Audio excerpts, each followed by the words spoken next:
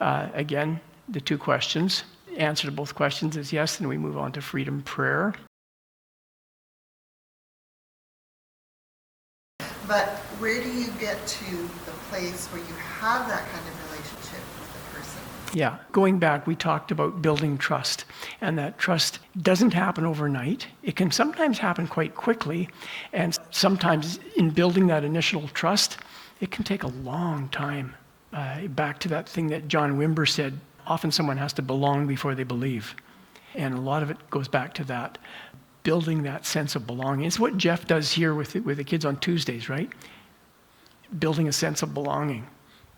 And that's essential in building trust. So the little things we do every day, we're watched constantly by the people that we're wanting to help and reach out to. And they notice the sacrifices we make.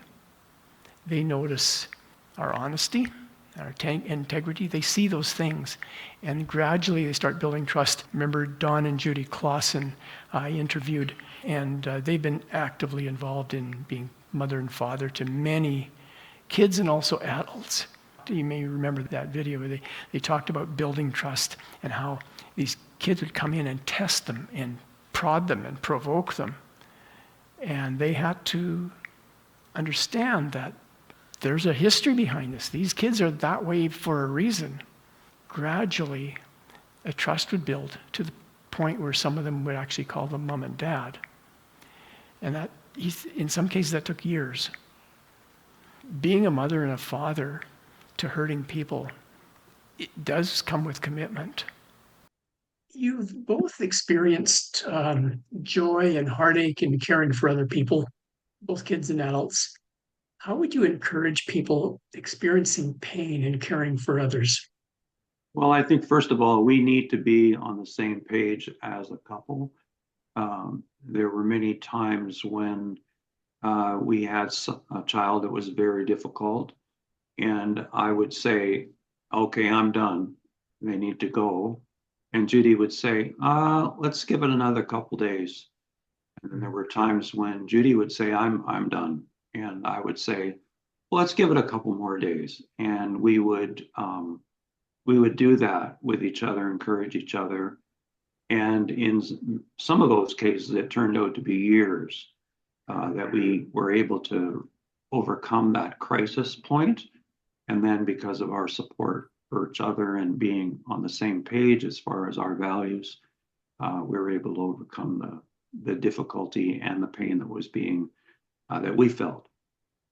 Yeah, and I think recognizing too the trauma that's involved in people's lives and just not giving up on them. The trauma we experience or the difficulty or pain is nothing comparison to the trauma that so many others have faced and the heartache and heartbreak and the abandonment issues.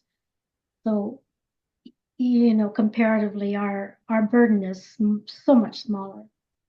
I want to add one thing, and that is cultivating a spirit of gratefulness in yourself helps you when you realize how blessed you are with having both of us having parents who were faithful to us. That's from that strength we also gain strength, and we're able to deal with difficult circumstances because we just are so thankful for what we have been given. Through living this life with others in our home, we have a burden bearer that we can come to. Can I ask you to speak to the joy as well of being parents outside of your home? Yeah, we've experienced many blessings. Like I've been able to be a father figure for many young women that continues to this day. Some of them bring their children, which now become like our grandchildren, into our home. And that's just, there's so much love to go around. And I've been blessed in so many ways with these. We fostered mostly young women, girls.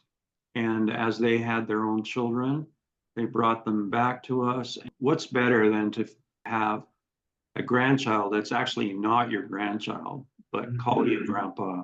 And one thing that brings me joy is when I feel like I have parented some of these people better than I did many times with my own kids. That is a big thing for me that brings me joy. And the other side of feeling like maybe I blew it many times when I could have done better with biological kids. We had adults and young people in our home when our own kids were home, and that was a challenge. But the joy was when we'd see the relationship building between our kids and the other people. I think that there's a tremendous opportunity for people who don't have a spouse to parent children.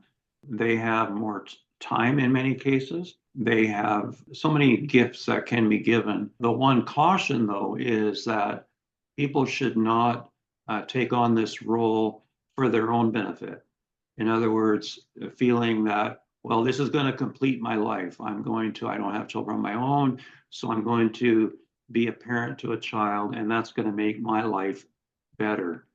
It will, but if it's done with that feeling or attitude, then it starts to become self-serving. And we've seen situations where that then breaks down because the children don't come with the idea that they're going to bless you. Often there's a challenge involved.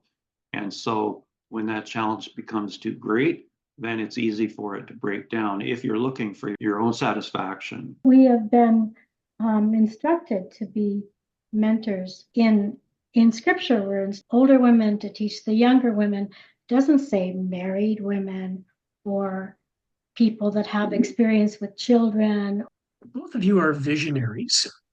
Looking ahead, how would you define or describe your vision, especially as it relates to being mother or father in the community?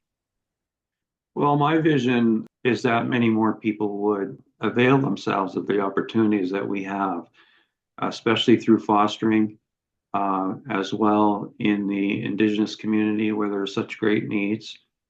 As we age, I am hoping that many more people will be the hands and feet of Jesus in the community to those who need and are asking for someone to be a parent-like figure in their lives.